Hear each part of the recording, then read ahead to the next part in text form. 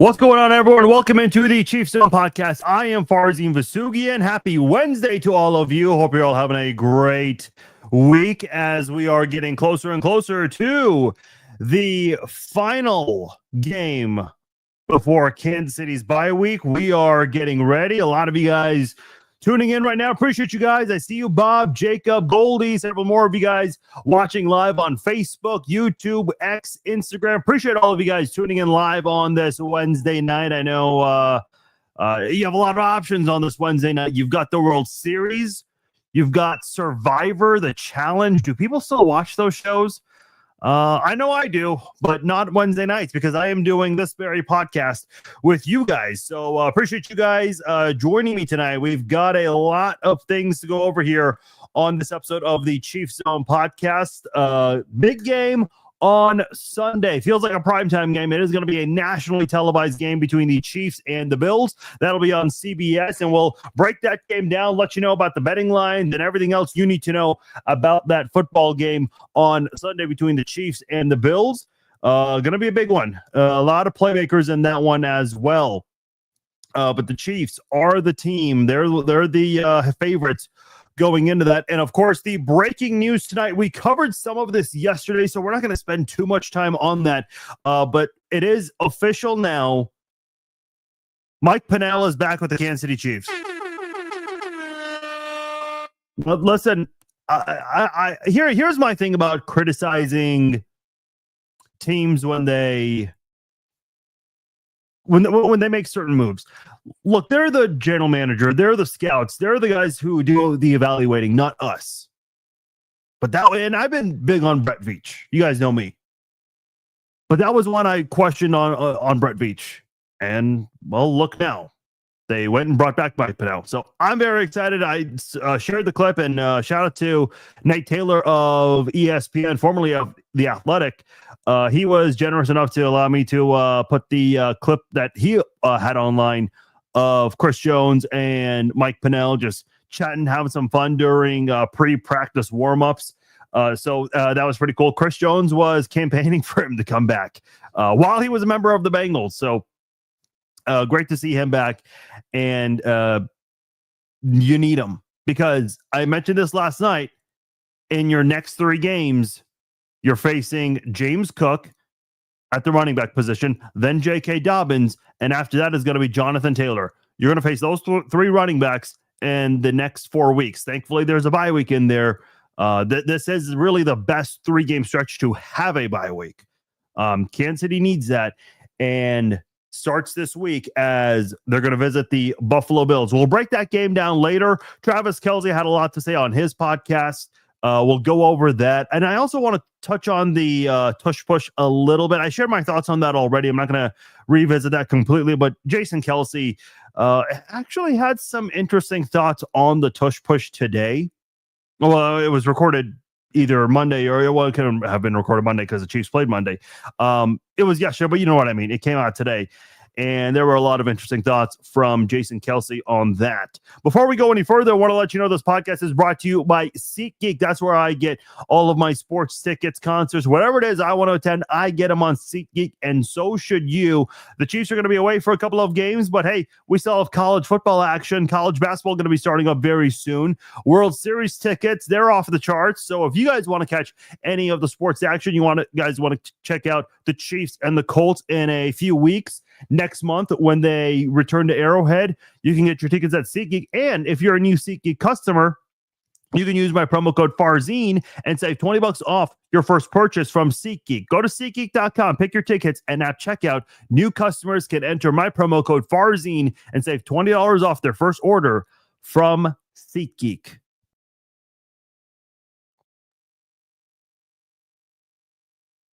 Alonda, it's never too late. It is never too late to join the podcast. Hockey. I wish Kansas City had an NHL team. I would be able to see my Golden Knights at least once a year in person. Guaranteed. John says, do you think Pennel is an upgrade on the defensive front, enough pressure for QBs? I don't know about the pressure part, but I think in terms of helping provide a better run stop, that's going to be important, especially in these next 3 games. Because I said this last night, getting Mike Pennel back right now Could not have been more perfect timing. And look, it's not like they added him to the practice squad, because that was my concern, is that he would have been on the practice squad first. But then I thought, you know what? He knows the defense. He's played for Spags before. He's joined the Chiefs on multiple stints before. By the way, Matt McMullen put this out there. The reporter for the Kansas City Chiefs mentioned that this is the third time the Chiefs have added Mike Pennel in season. The first two times they did it, 2019, 2022. Those led to Super Bowl wins. So if you believe in those kinds of things, those historical patterns, put a lot of money on the Chiefs to win the Super Bowl. People blame the refs for the Chiefs' success. Maybe it's Mike Pennel joining the team midseason. Maybe that's what it really is. But I think this is the perfect time for him to come back, because you're going to face all of those elite running backs. But I guess, in terms of the pass rush there, I think it's going to help Chris Jones in some one-on-one situations, because he gets double teamed. I don't know if you guys have met Mike Pennel in person. I've had a chance to meet him and interview him. Really, really nice guy.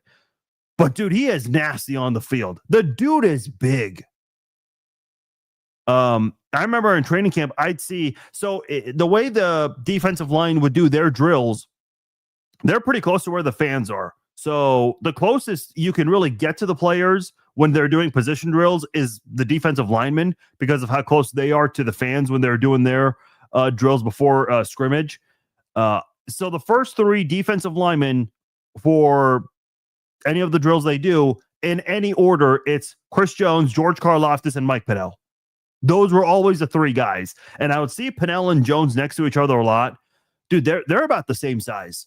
So when you've got two big guys lined up right beside each other, you can't double team both of them, because you do that, you're going to have one-on-one on the edges there. And I don't think, as good as the Bills offensive line is for the most part, you don't want that kind of setup for Josh Allen. That's not going to be good. And there are a lot of things you have to account for with this Bills offense, with everything that they can do. And I know this year, especially with the passing game, that has not been there as it has been in other seasons. Josh Allen, the reigning MVP, certainly not playing like an MVP this year. Not playing terrible, but I think this is one of those situations where they have been relying on James Cook more. Here's the thing. I see this a lot with Bills fans online. The big criticism from Bills fans is that Josh Allen has no help. He has to do it all on his own, whereas Patrick Mahomes has a bunch of guys on offense and defense that have helped him out over the years. I don't necessarily believe that, because every time, the Chiefs and Bills play, Bills fans complain in the playoffs. That is, obviously the Chiefs always win that battle. And I always hear Bills fans say, well, we were missing this player, this player, this player, and this player, as if they're the only team that ever deals with injuries. But that's the topic for another time. The thing about the Buffalo Bills is, do I think from an overall team perspective, they're as well built as the Chiefs? I would say no. I still think they have enough to get through. I mean, listen, you've had 4 opportunities against Kansas. Okay, the 13-second game, I mean, that is a scenario that just will never happen again. I think there was a big coaching gaffe right there, telling the kicker to kick it into the end zone. That was before the dynamic kickoff, which is the dumbest thing that the league has done with that kickoff. I mean, listen, Josh Allen, I know one of them was just barely inside 2 minutes, but he threw 2 touchdowns against the Chiefs at Arrowhead inside 2 minutes. But at the end of the day, you did not do enough to win. The Tyler Bass game, it's where he missed the field goal wide right. Everyone loves to blame the kicker. It's like, first of all, and I say this a lot, and Bills fans laugh and they can't, give like a valid corresponding conversation with this, other than, oh, you were lucky because the kicker missed. The kicker, Bass, is lucky that he had a chance to tie, because if you recall that game, the divisional round in Buffalo, Mecole Hardman fumbled on his way to the end zone, which I don't know why the Chiefs got too cute with the play calling there. But if Mecole Hardman doesn't fumble, the Chiefs go up by 10 in the fourth quarter. And then 2 plays before Tyler Bass missed, Josh Allen missed a wide open Khalil Shakir in the end zone. And I love the excuse I get from Bills fans is Chris Jones pushed the offensive tackle into Josh Allen. Yeah, that's called pressure. I'm very well love that. Now, I don't think Josh Allen's cleats are glued to the turf. He's allowed to move around.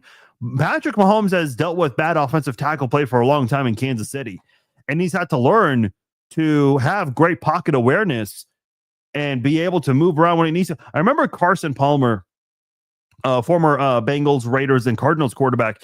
He did a podcast a couple of years ago saying that Patrick Mahomes has to improvise and leave the pocket a lot. Well, what do you want him to do? You want him to just sit there in the pocket and let the offensive tackles basically allow a sack at that point? Patrick Mahomes has covered for a lot of the bad offensive tackle play over the years. Of course, he's had to improvise and leave the pocket so much because he's dealt with untrustworthy offensive tackles for a long time. And now this is, I would argue, since 2018, the best offensive line Patrick Mahomes has had from left to right. They're very consistent. And even with Josh Simmons out right now, which it appears he's going to miss one more game. Trey Smith was out last week. He did practice today, and we'll get into that a little later on. Mike Caliendo, I thought he held his own. Was it perfect? No, far from it, but I still thought he did well. And I think having that experience last year at left guard when Joe Thuney shifted from left guard to left tackle, that helped him kind of get some experience last year and apply it to this year now. So Patrick Mahomes has had to learn to escape certain situations when the pocket collapses because of the offensive tackles. So you can't sit here and just tell me, oh, well, it's everyone else's fault but Josh Allen's. In last year's AFC Championship game, the season on the line, essentially a trip to the Super Bowl at stake, the Bills could not even cross midfield. Yeah, sure. Who was it? Spencer Brown just allowed Karlaftis to go through, and I'll give it up to Josh Allen. That was a damn good pass to, I think it was Kincaid or Dawson Knox. I can't remember which tight end it was. I think it was Dalton Kincaid. Couldn't hold on to it. And considering he was falling back and got rid of the ball on time, could not have placed that ball any better considering he was dealing with Karlaftis in his face. But the point still stands is, and by the way, people love to bring up the first down measurement and all that stuff with the virtual measurement. Josh Allen and the Bills twice failed on a 2-point conversion, and they got away with a false start on a touchdown play. So as far as I'm concerned, if you really want to sit here and say that the Chiefs were given a favorable spot on one of the fourth down plays when the Bills had the ball, tried to convert, well, the Bills got away with a false start on a touchdown play. So they don't like when you bring that up, but that is what happened in the AFC Championship game last year, whether Bills fans like to acknowledge that or not. Yeah, I agree. That, especially when you got short hair like I do, and that light right there shining, giving a nice little forehead shine right there. It's a good thing my forehead is not the size of Peyton Manning's, because then that'd look really bad. Yeah, I don't want to mess with the equipment because then that would just not make for great podcasting, and I would get closer to the camera. We don't need that right now. Yeah, I'll have to definitely adjust that. You know what the problem was originally? Is I don't know if I have it in front of me. I don't think I do. I had a much smaller light. The problem is the glare would just go into my eyeglasses there, and it just looked really bad. So it's much higher now. So I'll take the forehead shine over the eyeglasses glare. I'll take that 100 times out of 100. But yeah, I mean, listen, the Bills always beat the Chiefs in the regular season except for 2020. And then it's the Chiefs who find a way to win in the postseason. You can't sit here and just blame everyone but Josh Allen. If you can find a way to beat a team in the regular season, then you can certainly find a way to beat them in the postseason. But the Bills have not been able to do that. And you saw it in last year's postgame press conference when Josh Allen went to the podium. I mean, he just looked dejected, and he started that press conference with a big, like, you could tell it got to him that he can't get past Patrick Mahomes. Listen, I know the Bengals, they have not had Joe Burrow much. They've had two great postseasons with him. And during that, they were able to beat the Bills. Josh Allen has not been able to. And listen, I know availability is the best ability, and I think there was some serious concern about Joe Burrow, whether or not this is going to this is going to help long term for that franchise, which is a topic for a whole nother time. But the point is, even in that short amount of time that Joe Burrow has been available for the Bengals, still has made it to a Super Bowl. Josh Allen has not. Josh Allen is 0-5 head-to-head against Patrick Mahomes and Joe Burrow. I think Josh Allen, and I know Bills fans and Ravens fans won't like to hear this from me, but it is true. Both Josh Allen and Lamar Jackson are very similar, where they've had a lot of great regular seasons, but not much to show for it in the postseason. Lamar Jackson he's had trouble in the postseason against the Chiefs, against the Bills, whoever he runs into. Josh Allen and the Bills, they run into trouble in the playoffs when they face one of the top tier quarterbacks, 4 times being Patrick Mahomes and one other time being Joe Burrow. So I think that's the big knock on Josh Allen, is the fact that he has not been able to get through the Kansas City Chiefs. Great, you can beat them in the regular season. You've done it, 4 times? But you're 0-4 in the postseason against them. So Dan asked a really good question. What happened to all the Bengals fans that used to troll your podcast? I don't know. You tell me. What happened to them? I don't hear from Bengals fans no more. I don't hear from Raiders fans. Listen, you guys know me, okay? I keep it 100. But do I like to go out there and have a little bit of fun and troll? Yeah. I mean, it's the internet. It's 2025. That's what people do. Dude, I'll try to troll Bengals fans and Raiders fans. That does not work anymore. I got to find a new team. It was working with the Lions for a little bit, but the Lions are a non-conference team. That's not a fun team to troll. Yeah, they are gone. Donnie says Josh Allen equals Phillip Rivers. I can't argue that.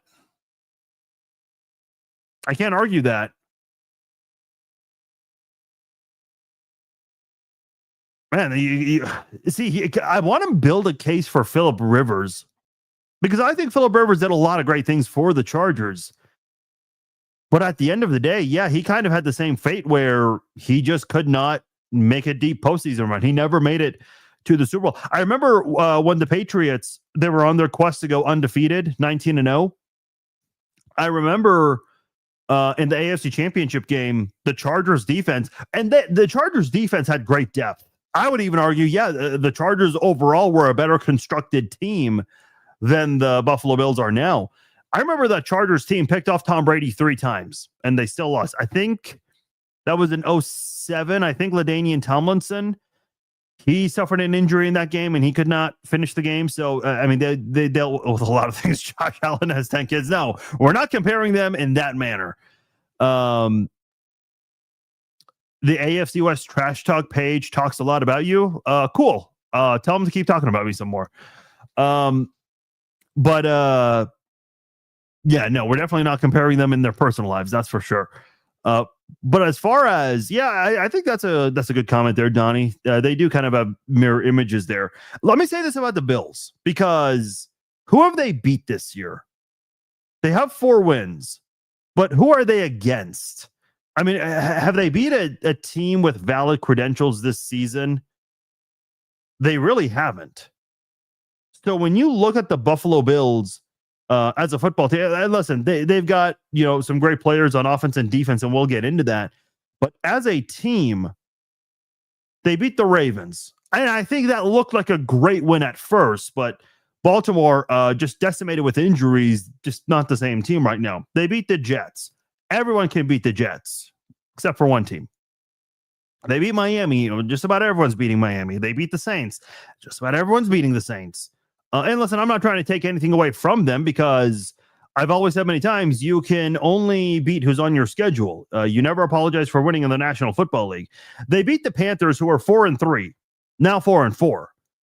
The two losses they have are to New England, who right now leads the division in the AFC East, and they lost to the Falcons. The Falcons are 3-4, but at the time, they had one of the better defenses in the league, and they held the Bills to 14 points on Monday Night Football about 2.5 weeks ago. Kansas City is not New York or Miami or New Orleans. They're not any of those teams. They've got Patrick Mahomes and an offense that has revitalized themselves after really a quiet 2 years in Kansas City. And this defense, look, let me just say this about the Chiefs defense. Let me ask you guys a question. And this is not meant to be a trick question. Who on this Chiefs defense right now is statistically dominating? Now, George Karlaftis, he's, I think, top 5 in the league in quarterback pressures, but that's not a stat you see on ESPN or NFL.com. You have to be subscribed to Pro Football Focus to get that.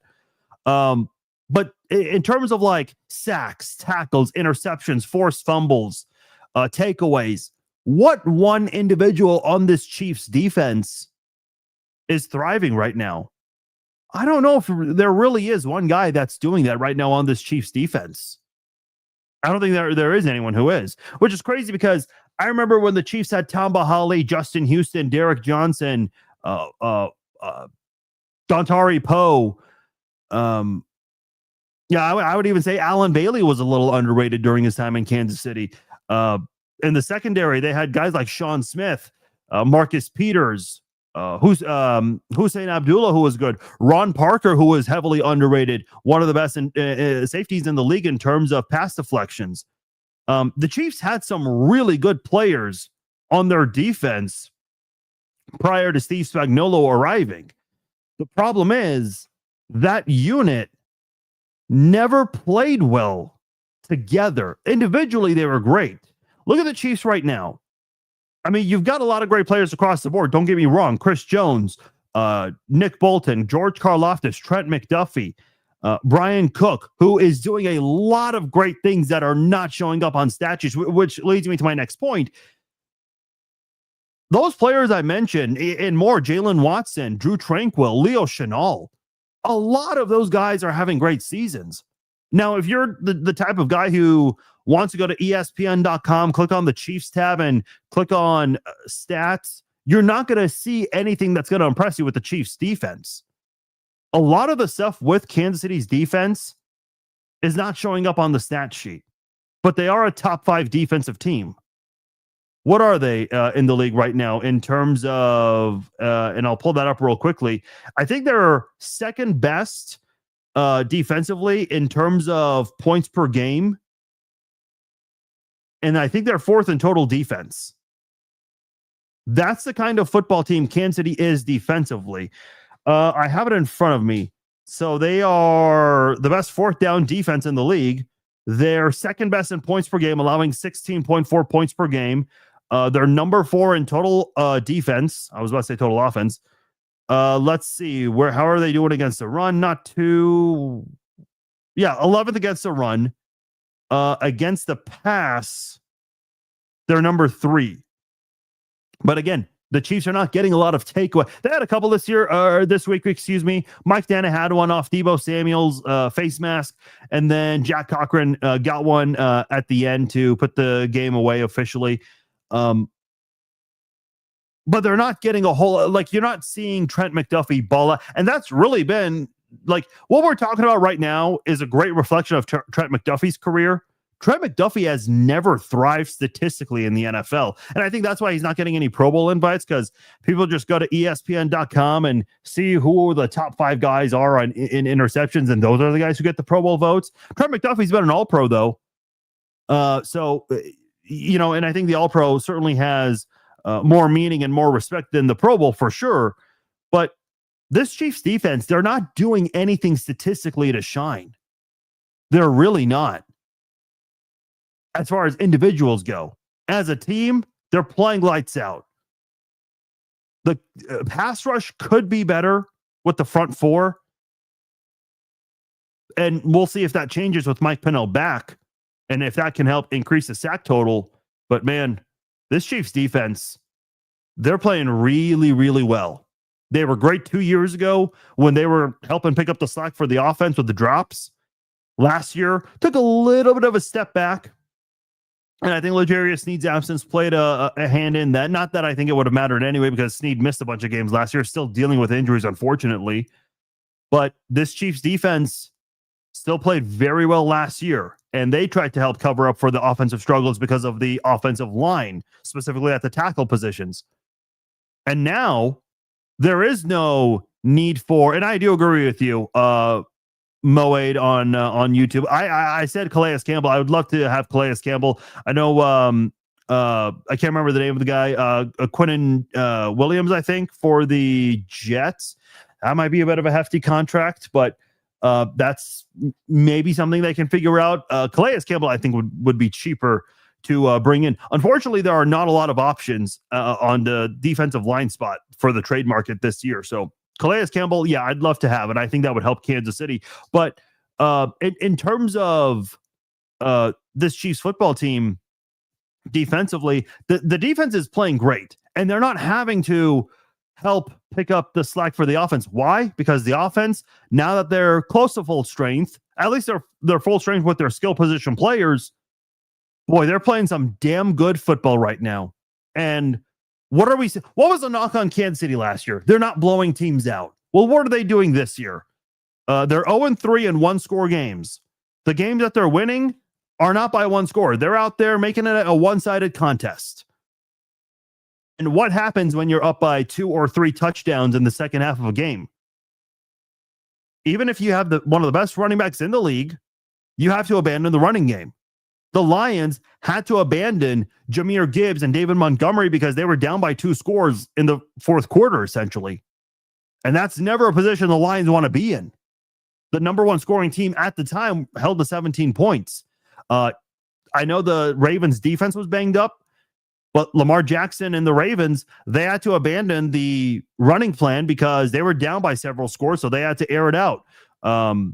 Once the team started putting their backups, that's when they had that backup running back run for 70-some yards. So this Chiefs team, now that they're playing well as a football team, offense and defense, you're seeing the Chiefs go out there and take a big lead in the second half. And that forces opposing offenses to be one-dimensional. It's pretty obvious what they're going to do. So the pass defense just always has to be ready there. That's the beauty of this Chiefs team right now. This is by far the most balanced football team in the Patrick Mahomes era. And when you have that, as Julian Edelman said a few days ago, this is the scariest team in football right now. You do not want to play the Kansas City Chiefs when they have a top 5 offense and a top 5 defense. That is pretty damn scary. I did want to point out Travis Kelce on his podcast. He always has a lot to say on his platform, of course. First, I do want to bring in, and he, chuckled about this, and I think it's easier to laugh about it considering they got a solid win and they dominated that second half against the Commanders. But he was brutally honest with himself and let it be known that he needs to hold on to the football and not give it up to the other team. Well, by the way, why do people get all worked up when the Kelce brothers cuss? I mean, listen, it's 2025. I get some of you guys out there might be a little more old school and whatnot, but I mean, listen, it's not like he's saying F you, F this person. Come on. I think a lot of people just need to loosen up a bit. This is not that deep. I mean, aren't we already dealing with enough sensitivity in our world today? I mean, look at the taunting rules we have in this sport, for crying out loud. Let's loosen up a little bit here. But he's taking accountability for that. A lot of people actually liked hearing that on social media when I posted the quote. He also was talking about the energy in the building being more electric, comparing this year to last year, saying that it's more electric this year because they're scoring touchdowns. He's obviously referring to the fact that this Chiefs team, the offensive line is better and the pass catchers are better, and they're doing a lot of things to move the football and score. They had a lot of drives that stalled last year, and that's not the case this year. And I think that's what Travis Kelce was referring to. Where do the Chiefs rank in red zone offense? I meant to check. They're the 5th best team in red zone offense. Let me look something up real quickly. So the Chiefs are number 5 in red zone offense. Number 1, obviously, is Philadelphia. Number 2 is Washington. 3 is Pittsburgh. 4 is Detroit. Where did the Chiefs rank last year in red zone scoring? 21st. That's a big reason why they're blowing teams out. And I think they're trusting Kareem Hunt a lot. And I heard this in the press conference today. Somebody asked Kareem Hunt this, and Kareem Hunt said that he heard about this yesterday for the first time.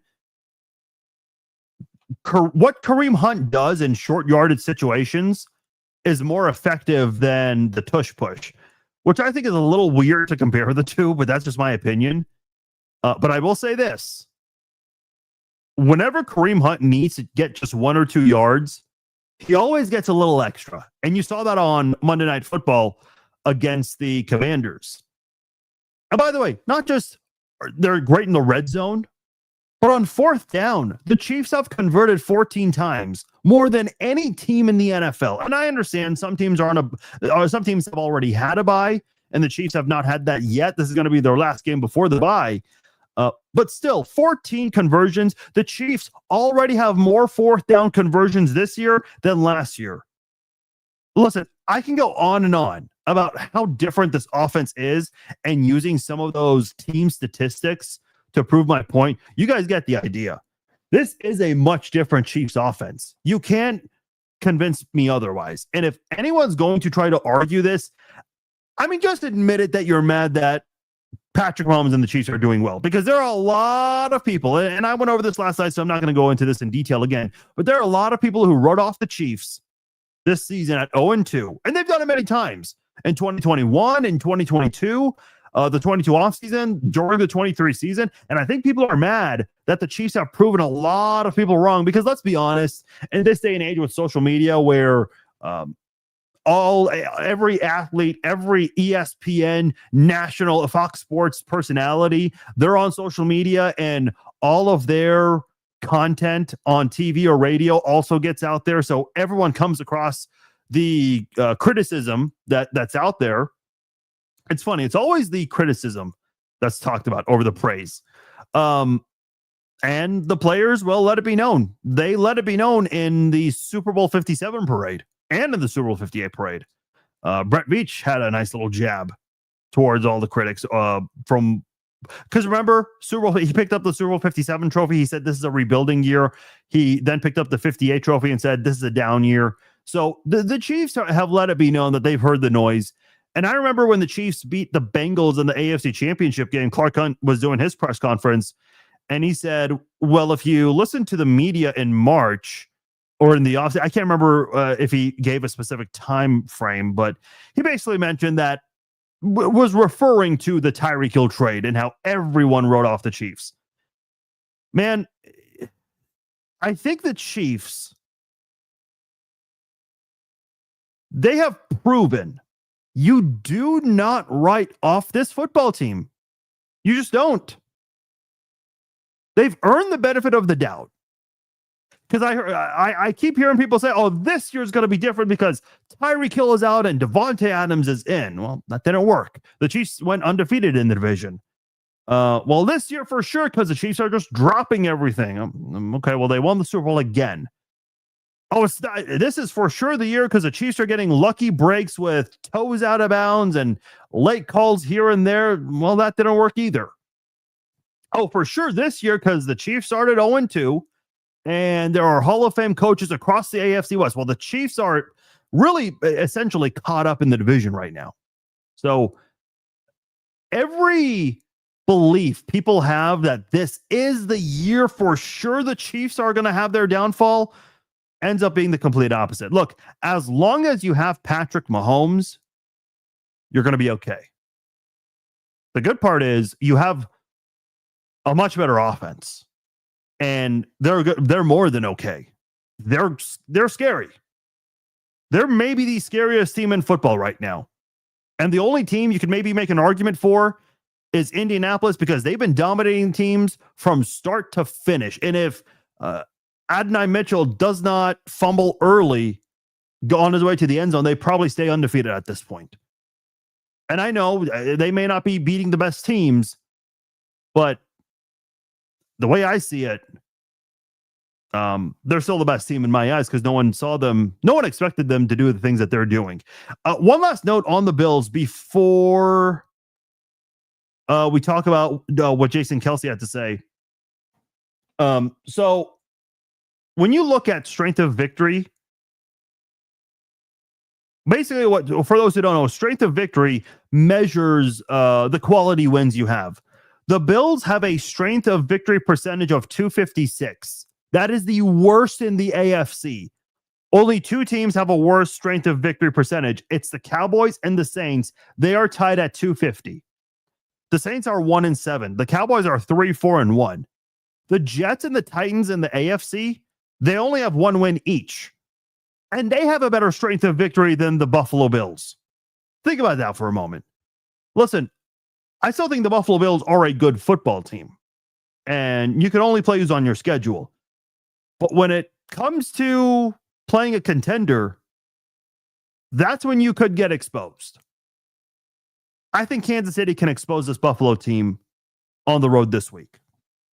Real quickly, I do want to get into what Jason Kelce had to say on his podcast regarding the tush push. This one was, I guess, the most controversial of them all because this was a clear-cut fumble.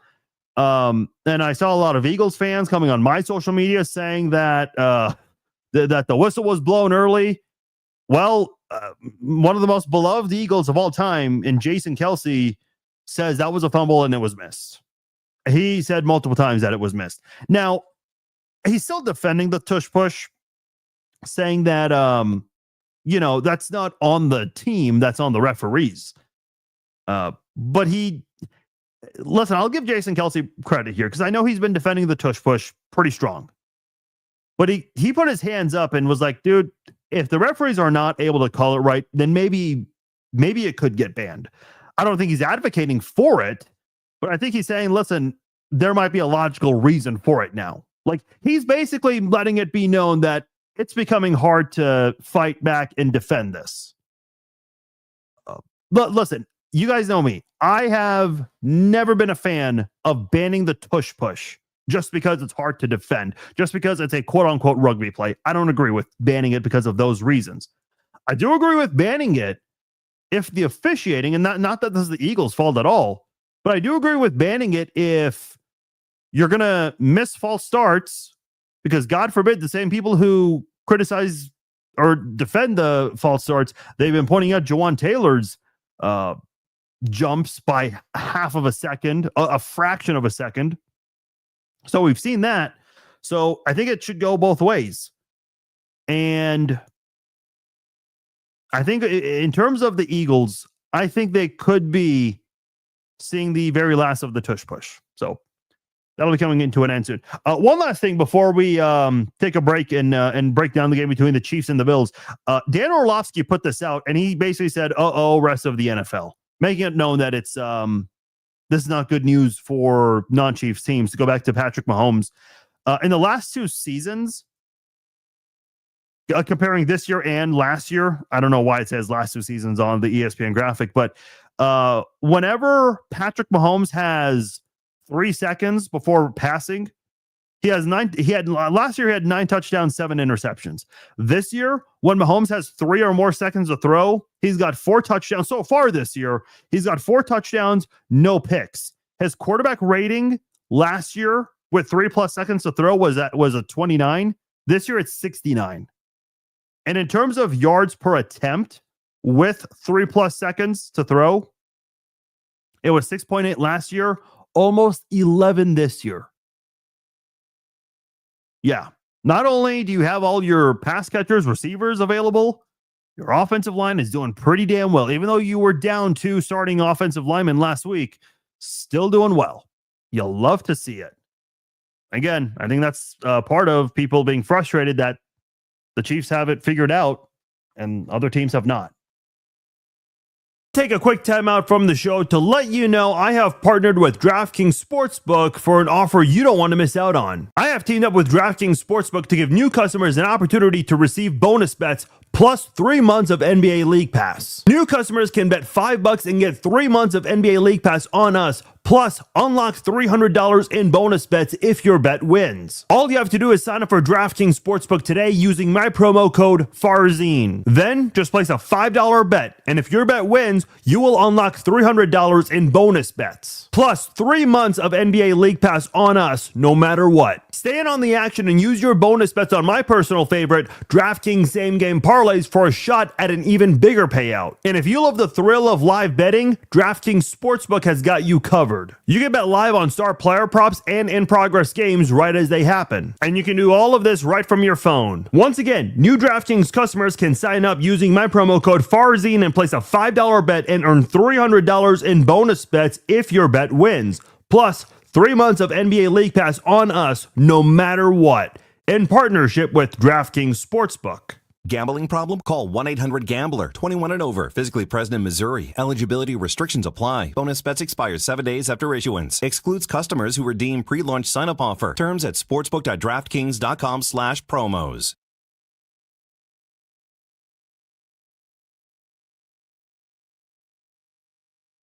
All right, let's get into things here as we are now in the main event of our show. The Chiefs and the Bills. I'll be honest, I do have a score prediction written down. Look, man, call me biased, but the more I think about it, I'm going to change my score in favor of the Chiefs here. I have the Chiefs winning. I'll tell you that right now. And I'll tell you why as we go on. But the more I think about it, I don't think it's going to be a one-score game. I don't think it's going to be a one-score game. Let's get into it. This is going to be on CBS. It'll be a nationally televised game, so you do not need Sunday ticket. It is the second Sunday afternoon game to be nationally televised. The first one was Eagles-Chiefs in week 2. This game announced by, obviously, Jim Nantz and Tony Romo. The referee is Carl Cheffers. That got a lot of reactions. And by the way, yes, please comment below. Let me know your score predictions for this game, and I'll read some of them right before I get into mine. Look, I'll just say this. In the Patrick Mahomes era, the Chiefs are 10-4 when Carl Cheffers is the referee. The Chiefs, they opened as 1.5 point betting favorites. That line has now moved to 2.5. So keep in mind, they're on the road. The home team always has a 3-point leeway, but that's still not enough for the Chiefs to be underdogs in this one. The Chiefs are still 2.5 point betting favorites. And I think a big part of that is because of the strength of victory, how low it is for the Bills, which we were going over before the break there. The Chiefs, as far as the money line goes, minus 130 favorites. The Bills at plus 110. The over-under for this one is at 52.5. The injury report, 3 players did not practice for the Chiefs. Isaiah Pacheco with a knee injury. It appears he's not going to play this week. We talked about last night, the MCL sprain, that news that came out yesterday. Hollywood Brown did not practice due to an illness. Doesn't seem to be anything serious. So he will more than likely be available for practice and the game. So that shouldn't be anything to be concerned about. Obviously, I alluded earlier, Josh Simmons still not with the team yet. For personal reasons. Trey Smith returned to practice today. He was limited after not practicing last week and missing Monday night's game against the Commanders. He did return to practice today for the first time in more than a week. Was limited. We'll see how that goes for Thursday and Friday. But the good news is he's on the field practicing. That is the most important part. As far as the Bills side of things go. Shaq Thompson, Matt Prater, limited. The Matt Prater one's is a little bit of a surprise. He's dealing with a right calf injury. They're already using a backup kicker as Tyler Bass is on IR. So they're going to have to maybe figure out something. Matthew Wright joined the Commanders late before the game. So not a lot of kickers available. Still some out there, but they're going to have to figure something out if Prater cannot go. Matt Milano, dealing with a pectoral injury, but still found a way to practice. Daquan Jones, they're one of their defensive linemen, dealing with a calf injury, did not practice. Ray Davis had an illness. Not that it matters too much because James Cook, he carries that the rushing load for that Bills football team. Terrell Bernard dealing with an ankle injury, but he was able to practice in full in this one today. I mentioned the Bills, their strength of victory, 256. Sean McDermott, of course, the head coach of the Bills. You're pretty much familiar with that because of how many times the two teams have faced off. Their offensive coordinator is Joe Brady. He is replacing Ken Dorsey, who was let go in November of 2023. And I would strongly argue that Josh Allen, who was really a turnover machine under Ken Dorsey, ever since Joe Brady became the offensive coordinator, you have seen Josh Allen turn the ball over far less. And I think that's going to really help Brady earn himself a head coaching job this upcoming offseason. Was the Panthers offensive coordinator from 2020 to 2021, also was with LSU, the Saints, Penn State, William and Mary, some of the stops he's had in the NFL and in college football. Total offense is ranked third. Their rushing is the best in the NFL, averaging 164 yards per game. Their passing game, about the middle. They're 15th in that category. They're the fourth best scoring team. As far as third down goes, they're the seventh best, converting 44% of the time. And when it comes to red zone trips, they're 13th, scoring a touchdown 64% of their red zone appearances. Obviously, the reigning MVP, Josh Allen, throwing for just over 1,500 yards, 12 touchdowns, 4 interceptions. He has 4 interceptions, and he's been sacked 14 times. The 4 picks and the 14 sacks, same number as Patrick Mahomes, but because the Bills, they played the Panthers, and they were coming off a bye week for that one.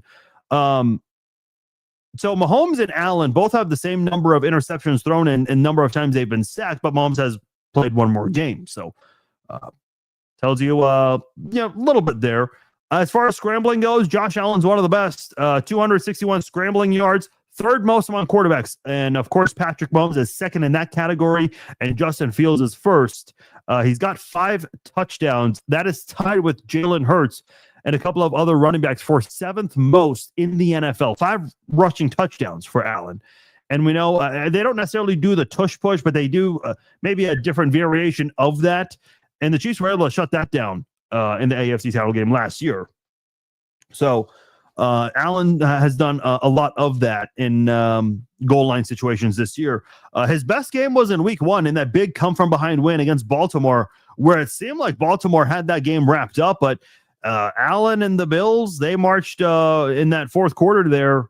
Allen threw for 394 yards, 2 touchdowns, scrambled 14 times for 30 yards. Since then, he has not had a game where he's thrown for more than 253 yards. He threw for 253 against New England. They lost that one. That was their first loss of the season.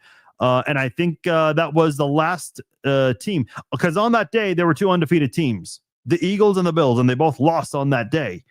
On Monday Night Football, about 2.5 weeks ago against the Falcons, he threw 2 touchdowns and 2 picks in a 24-14 loss against a very good Falcons defense. Last week against Carolina, not a whole lot, 163 yards, 12 of 19, 1 touchdown. That's because James Cook just basically dominated that game. They didn't really need Josh Allen to do much in that one. James Cook, who is the reigning offensive player of the week, rushed for 216 yards. Yes, that is correct. 216 yards, 2 touchdowns against the Panthers. A Panthers defense that's right about the middle right there in terms of run defense. They're 16th in that category. He's on pace to have the best season he's ever had. He's on pace to have 1,500 yards. He had 1,100 yards 2 years ago. He had just over 1,000 last year, just rushing yards, that is. Because I think he had about, give or take, 1,500 yards in 2023 from scrimmage. So has been getting involved a little bit in the receiving game, not as much this year compared to other years, but hey, when he's doing a good job running the football, I don't think you really need him too much in the pass game. He had 16 touchdowns last year, one of the best red zone scorers in the NFL. And a big reason why he's had a lot of success in red zone scoring last year, and also this year being the second best in terms of yardage. He's averaging more yards per game. And keep in mind, they had the bye week already, so they played one less game. So in terms of the number of yards per game, he has a better average than Jonathan Taylor. We'll see how that ends up looking by the time the season's over and who gets the edge there. Listen, Saquon Barkley and Derrick Henry, they were 1 and 2 last year in rushing. I know Saquon got a lot of the attention with the rushing success, but Derrick Henry was not too far behind. And I think last year, what we saw with Saquon Barkley and Derrick Henry, you're seeing it this year with James Cook and Jonathan Taylor. But to go back to James Cook, part of the reason why he's been so successful, that run blocking unit for the Bills offensive line, it might be the best in the NFL. Kind of like the, I don't want to say they're completely like the Chiefs offensive line in the Dick Vermeil era, but in terms of just the run blocking, yeah, they're pretty good in that area there. And they've got some great players too to help with that. Their fullback Reggie Gilliam, kind of like a Tony Richardson style fullback. Dawson Knox, another great run blocker, something that Jason Dunn was really good at during his time in Kansas City. So they kind of have their version of a Tony Richardson and a Jason Dunn to help pave the way for James Cook. It's a big reason why he ran for 216 yards all over the Panthers and has more than 750 yards rushing this year. At about the midway point, and keep in mind they already had their bye week. I mentioned the running backs Ty Johnson and Ray Davis. They don't run the ball much. They have 37 combined carries this season, so it's really James Cook who's doing a lot of the heavy lifting on that front. Their receiving game, not too active this year. Khalil Shakir has 31 catches for 356 yards and 3 touchdowns. He's averaging 11.5 yards per catch. He had 88 yards against the Panthers, most in a game for him this year. Dalton Kincaid, their tight end, 21 receptions for 310 yards, also 3 touchdowns on the season. He had just 1 catch last week, and he didn't play 2 weeks ago in that Monday Night Football game against the Panthers. Against the Patriots, when the Bills lost, he had 6 catches off 6 targets for 108 yards. That was his best game of the season. Keon Coleman has been progressing slowly for the Bills, and I think it just shows the Chiefs even better move for them to trade up with the Bills to get Xavier Worthy. Coleman had a very quiet postseason where in the 3 playoff games the Bills played, I think Coleman had 1 catch for 5 yards in each of the 3 playoff games. So far this year, he has 27 catches, which is the second most on the team. But for 267 yards, he's averaging exactly 9.9 yards a catch. That's not really ideal when you trade down to stockpile your draft picks a little bit and get a guy early in the second round in Keon Coleman. I don't think that was the ideal plan for the Bills with his progression. It's still early, but it's not going the way it should. Gabe Davis, every Chiefs fan remembers Gabe Davis for his 4 touchdown performance in the 13-second game. He's practicing on the Bills practice squad. There is a possibility he may play this Sunday. Now, to go back to the offensive line, Spencer Brown, their right tackle, he has 16 pressures allowed. That's the most on the team, which isn't too bad overall, but he is also the best run blocker for the Buffalo Bills. Osiris Torrance, their right guard, he's kind of considered the weakest link on that offensive line. Connor McGovern, top 10 center in the league. Their left guard, David Edwards, one of the best guards in the league. Deion Dawkins, one of the best pass blocking tackles. He had a little bit of a scuffle with the Carolina Panthers player after the game. I don't know what happened or why things got out of hand. It wasn't like the Juju and the Brian Branch thing, but there was some pushing and shoving. Guys had to get in between. Dawkins actually took off his hat and threw it at somebody, and I don't know who. I don't think he's getting suspended for that, because that would have been announced by now, because you have to announce the suspension before they start practicing and putting in the install. Could he get fined for that? Probably. He might get fined for that. I will say this, because of how good the Bills offensive line is, I would imagine this is going to be one of those games, because we didn't see it much on Monday Night Football, but I would imagine in this game against the Bills, the Chiefs will definitely utilize their linebackers and their defensive backs and mix them in for blitz packages. And this is where you have to be careful, because this is where Josh Allen can destroy you. Listen, if it works with the linebackers and the DBs, great. And the Chiefs, they leave, 1 or 2 less guys in coverage, but they still do a great job with that. That's where this is where the football game could be won and lost. Because as great as Allen is, being the reigning MVP, he'll definitely find that open receiver if you send a linebacker and a DB, or 2 linebackers or 2 DBs, whatever it is you send. Allen will find that open guy.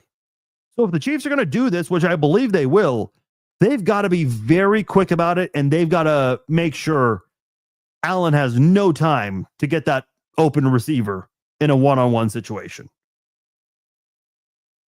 Either get that sack or force those overthrown or underthrown passes, or an intentional grounding. One of those things. I think Kansas City's defense can make that happen if they execute and they're very quick. And they've struggled with that on Josh Allen in the past. He's not an easy guy to bring down. So I'm curious to see how that goes. By the way, if you haven't done so already, comment below with your score predictions. I'll read some of the predictions before I give you mine. Let's switch over to the Bills defense, coached by Bobby Babich. Been with the Buffalo Bills since 2017. Coach at Florida International University, the Browns, the Panthers, East Illinois, Kent State, former defensive back for North Dakota State. 12th in total defense, second worst run defense in the league, giving up 150 yards per game. Second best, complete opposite when it comes to the passing game. Second best. So the Chiefs, we know their bread and butter. Will they utilize Kareem Hunt more, who's probably going to be your starting running back? And Brashard Smith will probably play some as well? Or will they still go out there and utilize the pass attack against the second best pass defense in the league? That's going to be an interesting decision for the Chiefs offense. I could see it being a balance. I really do. They're ninth best in points allowed per game, averaging just under 21 points a game. 23rd when it comes to third down conversions. And they're 10th in red zone conversions, red zone scoring, I should say. Joey Bosa, everyone's familiar with Joey Bosa during his time with the Chargers. Leads the team in pressures with 26. He has 3 sacks and 5 QB hits, as well as 4 forced fumbles. They also have Greg Rousseau, one of the best pass rushers on the team. Statistically speaking, the second best pass rusher. AJ Epinesa, great in rotation, also has a pick this year. They suffered a big blow this week as Ed Oliver placed on IR due to a torn bicep. I wasn't sure if it was bicep or tricep last night. It's bicep. So he's on IR and has to miss at least 4 games. This is going to be the first of 4 games he will miss. He's a great run stuffer. He's one of the best run stopping defenders in football this season. And the Bills do not have that. They have a big hole in the middle of that defensive line. And I'm curious to see how the Chiefs try to utilize that. They have their defensive tackle, Deon Walker, who has 7 tackles for a loss, but it's going to take more than just him because without Ed Oliver, that Bills run defense is already bad, and it could be even worse. And, Kareem Hunt, they have a lot of trust in him in those short yardage situations, and that needs to be executed to perfection, especially since they don't have the guys. I saw a comment earlier. Somebody was asking if there's a possibility Elijah Mitchell is active for this one. Yeah, that's a possibility. Maybe they do standard elevation with either Carson Seal or Clyde Edwards-Helaire. I would imagine more so with Carson Seal than Edwards-Helaire. But yeah, nonetheless, the Chiefs, they've certainly got a decision to make as to what they want to do with who they want to make active, who they want to elevate, do the standard elevation with. Yeah, they've got some decisions for that one. And Trey Smith being back for this one, likely, that certainly will help their chances to win that battle at the line of scrimmage. They've got a couple of good linebackers. Shaq Thompson, very good linebacker for them. He's got a forced fumble, 3 tackles for a loss on the season, and a sack. Terrell Bernard, who I mentioned earlier on the injury report, 2 fumble recoveries, 3 tackles for a loss, and a pick on the season. I mentioned the 2 players who have a pick. The other player who has a pick this season is one of their defensive backs, their strong safety, Cole Bishop. He's got the other interception. Solid safety, but when you look at the rest of their secondary, and look, the reason the Bills are second best in pass defense is because of their front 4 defense. They just lost Ed Oliver. Now we'll see with Joey Bosa, Greg Rousseau, AJ Epinesa.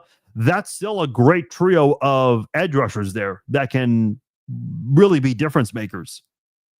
But if Patrick Mahomes has the 3 seconds that we mentioned, if he has those 3 seconds to work with, Tre'Davious White, Christian Benford, Taron Johnson, they're not great cornerbacks, and that's putting it kindly. Jordan Poyer, the free safety, does not provide good safety help for the Bills defense. I would bet, if I had to bet on this, I don't know if you can bet on this specific prop bet, I would say there's a deep pass touchdown from Patrick Mahomes to either Xavier Worthy or a player who's been quiet lately, Tyquan Thornton. Yes, I think Tyquan Thornton, this is a game where he's going to get involved. Rashee Rice, man, I would not want to be Tre'Davious White, Christian Bedford, or Taron Johnson. Whoever has the responsibility of going up against Rashee Rice, they're going to get sliced and diced in this one. Because that is what Rashee Rice can do to opposing defenses. So I would be very vigilant of that if I'm the Buffalo Bills defense. Their secondary is not very good at all. You'll want to hear about this. Their special teams coordinator, Chris Tabor, he joined the Bills this year as their special teams coordinator, took a break from football last year. In 2023, he was the interim head coach and the special teams coordinator, was the special teams coordinator in 2022 for the Panthers. Also was with the Bears, the Browns. He's also got some local connections here. He was an assistant coach for Benton High School in St. Joe, Missouri, which is where the Chiefs have their training camp. That was in 1993. Then he coached running backs at Hutchinson, NJCAA, National Junior College Athletic Association, part of the Jayhawk Conference. If you guys watch Last Chance U, that is part of the Jayhawk Conference. He was there in 1994, and then from 1995 to 1996, he was the offensive coordinator for Central Methodist in Fayette, Missouri, right in the middle of Missouri, not too far from Mizzou. Speaking of Mizzou, he was an offensive grad assistant for the Tigers from 1997 to 1999. Then he coached running backs and special teams for the Tigers in 2000. That is how he got his start as a special teams coach and just went up from there. So a guy who has some local ties for sure, coaching both on the Missouri side and the Kansas side. So he's got some history on that as well. Their kicker, Matt Prater, I mentioned he's got a calf injury. He's 12 of 13, missed a 39-yarder against the Dolphins, missed a PAT last week against Carolina. Their punter, Matt Wisniewski, that's their third punter of the season. So they've been dealing with some bad luck when it comes to kickers and punters this year. As far as their return specialists, kick returner and punt returner, same guy primarily. It is their cornerback, Brandon Codrington. He's got 14 kick returns for 375 yards. That's 18th most return yards. And then he's got 10 punt returns for 58 yards. So hardly a factor on punt returns. So there you have it. That is the Buffalo Bills offense, defense, and special teams in a nutshell. Okay, I'm gonna read some scores first. I have my score prediction, but I want to know from you guys. One of you guys have almost the exact same score prediction as me. Wesley says 30-17. Goldie says 30-21. Jacob 32-27. Jermaine on YouTube says 40-17. 28-24 from Josiah. 31-17. Layla. Moe says 34-20. Jarius 26-20. No one's picking the Bills. Okay, interesting. Holly says 23-21. That was very close to my previous score prediction. Rochelle says, is this live or recorded? If you see, whoa, my bad. If you see any up here, there's a red rectangle box that says live, that means we are live. So for those of you who are listening on a Thursday morning, if you're asking me a bunch of questions in the comments, this has happened before. If you're asking me a bunch of questions in the comments and you're wondering, hey, are you ignoring me? Well, first of all, I do not read every single comment. I apologize. I appreciate everyone commenting. I skim through them. I don't read specifically every single thing that everyone writes. Second of all, if you are trying to get my attention, you're doing it when we are not live. You're doing it on the archive version. That has happened before. Alonda says 30-20. Pinnell will play a big role, 38-21 from Robert. I like that score prediction. Blair says 42-17. Okay, Blair. Put that one on DraftKings. Daryl says 31-21. Daryl, that is my score prediction. Daryl has the same score prediction as me. So there, now you guys, it was 24-21. The more I just thought about it, man, I think Kansas City's offense is going to pick apart this Bills defense. Listen, you are what your record says you are. That's what Bill Parcells used to say. But you also have to consider strength of victory and those kinds of things as well. And in this matchup, I just like Kansas City better. I really do. Jacob says 32-17, or then change it to 34-27. Robert says 31-21. That's also, yeah, same as Daryl. Rochelle says I cannot see live in red. Okay, I don't know how it looks on your guys' end, but I'm reading your comments, so we are live. And then Rochelle says 24-21. Yeah, see, a couple of you guys said 24-21. And that's what I had. Antoinette says the Falcons beat the Bills 24-14. So we're going to win 30-17. And you live in Atlanta. Okay, good to know.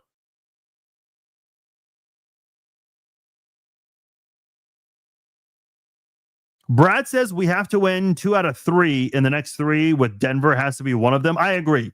Listen, beat Buffalo and then beat Denver. If you lose to the Colts, fine. You just might not get the number 1 seed, and that's okay. The Chiefs have won the Super Bowl without the number 1 seed before in the new playoff format where only the 1 seed gets the bye. So that's perfectly fine with me. Just find a way to win the division. And in doing that, you've got to sweep the Broncos. And I'll be honest, I'm not as optimistic in that happening. I'm truly not. I did like a prediction of the last 10 games before the Commanders game. The only loss I have for the Chiefs this year is the Broncos game. That one's on the road. I would hope they sweep them. I'd rather the Chiefs beat the Broncos and lose to the Colts. Not that, it's a mutually exclusive trade-off or anything. I'd rather win the division and be able to just get at least one home game. Because if you beat the Colts, but not the Broncos, you're not only not going to get the 1 seed, you might not win the division at that point.